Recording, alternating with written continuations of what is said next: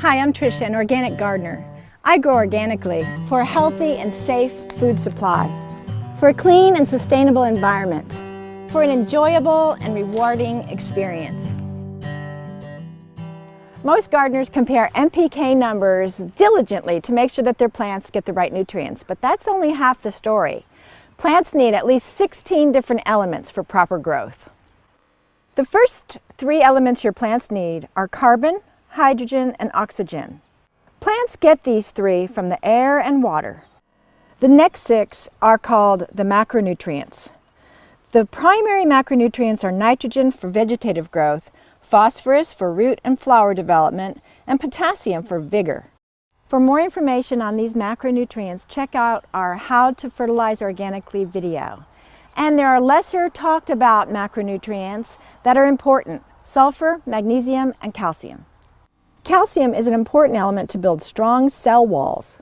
Magnesium is a necessary mineral for chlorophyll production, and sulfur is needed by plants for protein building. The remaining 7 are called micronutrients or trace minerals because they're needed in smaller amounts. The 7 trace minerals are boron, chlorine, copper, iron, manganese, molybdenum, and zinc. Before you start amending for micronutrients, it's important that you get a soil test.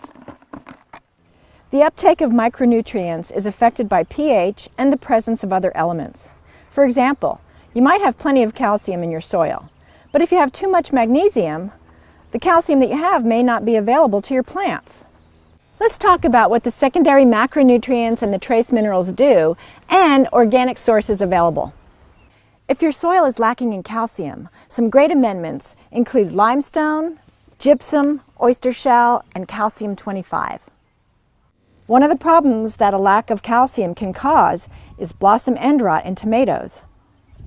Pay attention to the effects that these amendments will have on your pH. For example, oyster shell lime will raise the pH, and the gypsum will lower your pH. So make sure that you know what the pH of your soil is before choosing a calcium source.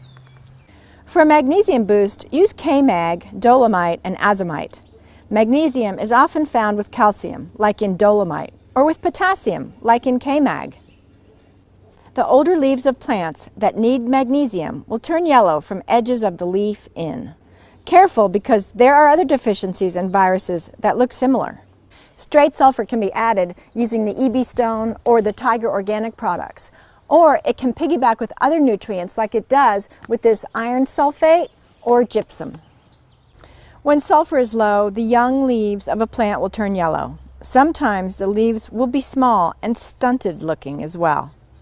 Micronutrients are only needed in small amounts, but not having them can really cause problems for your plants. But too much micronutrients is also a problem. Think of micronutrients as vitamins for your plants. Some of my favorite plant multivitamins are kelp meal, Gaia Green Glacial Rock Dust, and azomite, and these 3 are all slow release. For a fast response, I like the organic liquid kelp. Take care of your babies.